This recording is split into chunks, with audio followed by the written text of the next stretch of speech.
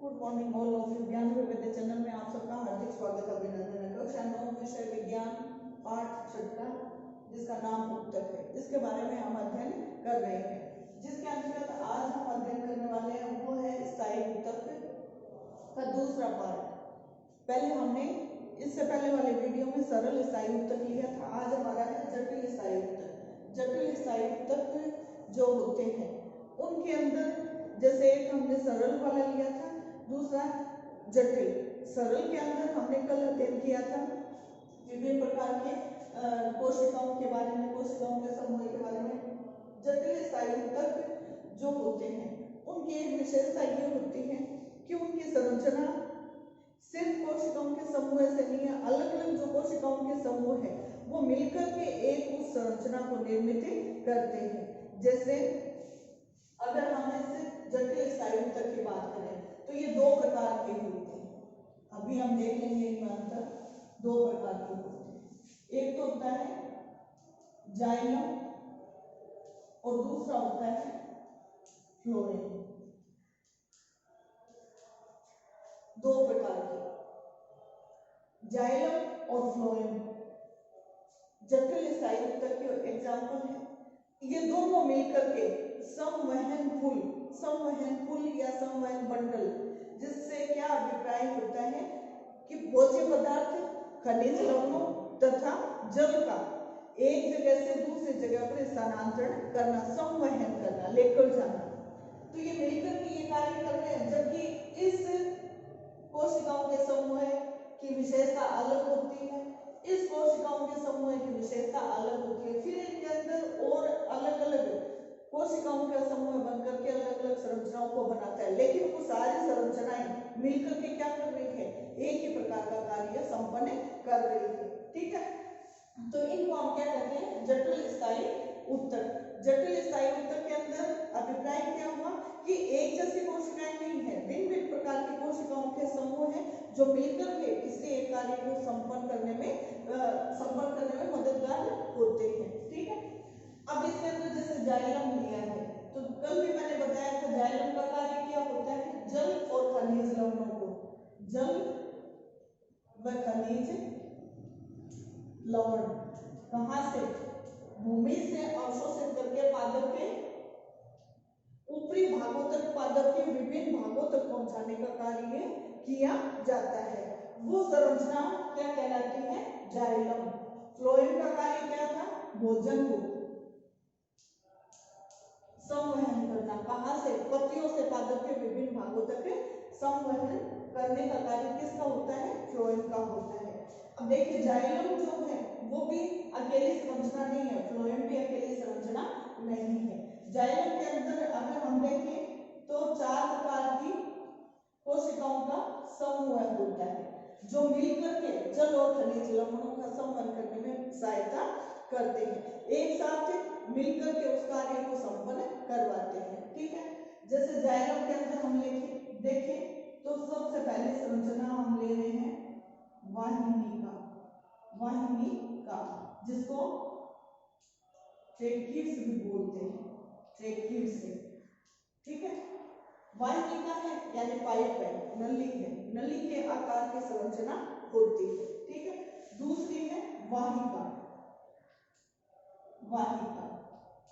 ये भी क्या होती है, पाइप के समान ही संरचना होती है। तीसरा है जाइलम पेरेन्काइमा। इसके बारे में हमने देखा भी था। पेरेन्काइमा जो होता है उसका कार्य क्या था, भोजन को संग्रहित करके रखना। उत्तकों के प्रकार लिए थे ना, सरल उत्तकों में ये पेरेन्काइमा है। और चौथा है हमारा जाइलम फाइबर या रेसे, फाइबर या इनको रेसे भी कहते हैं। इनका कार्य होता है सहारा देना। वाहिका और वाहिका ये देखिएगा डायग्राम के द्वारा मैंने यहाँ पर बनाने की कोशिश की है, बताने की आपको, ट्रेकिड से यानी वाहिका, और ये क्या है वाहिका, और ये है जाइलम पेरेन्काइमा। जाइलम पेरेन्काइमा, ठीक है, पेरेन्काइमा। ये संरचनाएं डायग्राम से देखिएगा, ये छिद्र है, पाइप के समान संरचना है, ये वाली पाइप के समान ही संरचना है, ये और ये दोनों पाइप के समान है, लेकिन इन दोनों में कुछ अंतर है। अंतर क्या है? ये तो होता है पतला पाइप और ये होता है मोटा पाइप, ठीक है। अंदर से ये क्या होता है? ज्यादा मोटा होता है और ये क्या होता है? पतला पाइप होता है, ठीक है। सिर्फ अंतर इतना है। वाहिनिकाएं हैं वो तो पतली है और वाहिका है वो मोटी है। ये जो पेरेन्काइमा वाली संरचना होती है वो कुछ इस प्रकार से लंबे नलिका के समान या लंबी कोशिकाएं होती है। ये कोशिकाओं का समूह होता है। ये कोशिकाएं जो होती है, बहुत सारी कोशिकाएं होती है जिनका ये केंद्रक होता है, केंद्रक होता है, और प्रत्येक कोशिका के अंदर ऐसे इसको सिर्फ पृथक पृथक में कोशिका द्रव्य होता है, कोशिका द्रव्य, ठीक है। और ये क्या है? यहाँ पर छिद्र है, ये भी क्या है? छिद्र है, ठीक है। ये छिद्रित संरचना है, पाइप है लेकिन छिद्र निकले होते हैं, ठीक है। इतना आप लोगों को समझना है, ध्यान में रखना है। वाहिनिका और वाहिका, इनकी जो कोशिकाएं होती है उनकी विशेषता क्या होती है कि कोशिकाओं की जो कोशिका भित्ति होती है, कोशिका भित्ति वो कैसी होती है? मोटी होती है, ठीक है। वैसे ज्यादा मोटी वाहिका की होती है, कोशिका भित्ति मोटी होती है। दूसरा, ये जो इनकी जो कोशिकाएं होती है जो परिपक्व हो चुकी है, इनकी परिपक्व कोशिकाएं क्या होती है? मृत होती है, जीवित नहीं रहती। परिपक्व हो गई, परिपक्व होने के बाद में क्या आ गया? उसमें मृत्यु की स्टेज आ गई। मृत कोशिकाएं हैं लेकिन मृत रूप में, जैसे छाल के अंदर हमने देखा था मृत कोशिकाएं हैं, बिल्कुल ऐसे ही ये मृत प्रकार की होती है। इनकी जो संरचना होती है वो कैसी होती है? नलिका का संरचना होती है। संरचना का मतलब क्या है? ये दिखने में कैसी है, ठीक है। ये जाइलम है, जल और खनिज लवण। जल और खनिज लवण कहां से? भूमि से। किसके द्वारा? जड़ की जो संरचना होगी उसके अंदर रोम होंगे, उनके द्वारा उनको अवशोषित किया जाएगा और ये संरचनाएं क्या करेंगी? वहां पर मौजूद रहेंगी और ये उनको लेकर के ऊपर की तरफ ऊर्ध्वाधर, यानी जल व खनिज लवणों को ऊर्ध्वाधर संवहन करती है। संवहन का मतलब क्या होता है? ले जाना, संवहन करती, ठीक है, करना। ये क्या है? इसका कार्य है। तो इस प्रकार से ये क्या है? इस वाहिनिका और वाहिका से संबंधित कुछ जानकारी है। अब हम देखें जाइलम पेरेन्काइमा, इसका कार्य क्या होता है? ये क्या करता है? भोजन संग्रहण का कार्य करता है, ठीक है। भोजन को संग्रहित करके रखता है। फाइबर प्रेस का कार्य क्या है? सहारा देना, सहारा देना। ये मिलकर के जाइलम और फ्लोएम मिलकर के किसको निर्मित करते हैं? संवहन बंडल या संवहन तंत्र, ठीक है। संवहन तंत्र, तंत्र कह सकते हैं, बंडल कह सकते हैं, संवहन पुल कह सकते हैं। फ्लोएम, अब दूसरी हमारी संरचना क्या है? फ्लोएम की है। फ्लोएम में भी जैसे ये विभिन्न प्रकार की कोशिकाओं से बना हुआ था, ऐसे ही इसमें भी विभिन्न प्रकार की कोशिकाओं का समूह होता है। फ्लोएम के अंदर 5 प्रकार की संरचनाएं पाई जाती हैं, जैसे चालनी, सेल्स, पट भी बोलते हैं, कोशिकाएं भी बोलते हैं। चालनी का मतलब क्या हुआ? छलनी के समान, चलनी के समान छिद्रित कोशिकाएं, ठीक है। चलनी कोशिकाएं, चलनी कोशिकाओं से ही आगे जाकर के बनती है चलनी नलिका, चलनी नलिका। ये भी क्या है? छिद्रित, छिद्रित रहती है। फिर आती है सह कोशिकाएं, सह कोशिकाएं या इनको साथी कोशिकाएं भी कहा जाता है। साथी का मतलब क्या होता है? सहयोग करने वाले, सह कोशिका, सहयोगी कोशिकाएं। फिर आती है फ्लोएम,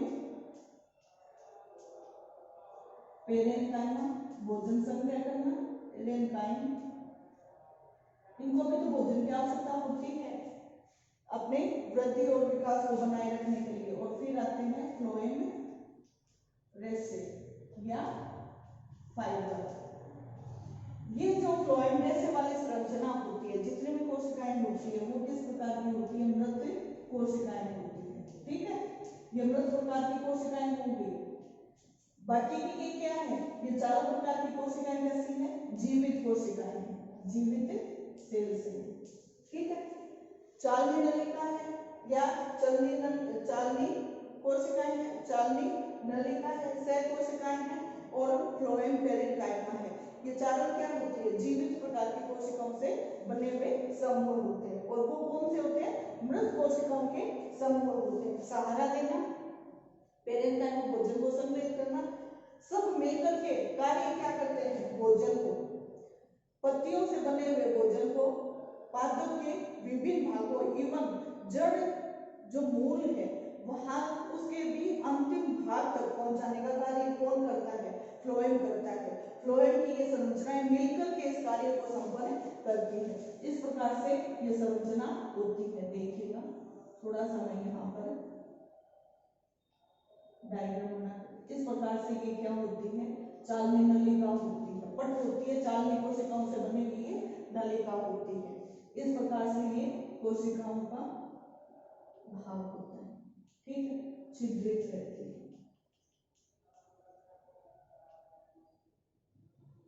ये इस प्रकार से कोशिकाएं जो एक दूसरे से सटी हुई रहती है और एक दूसरे से भोजन को लेकर के दूसरे भागों तक पहुंचाने का कार्य करती है।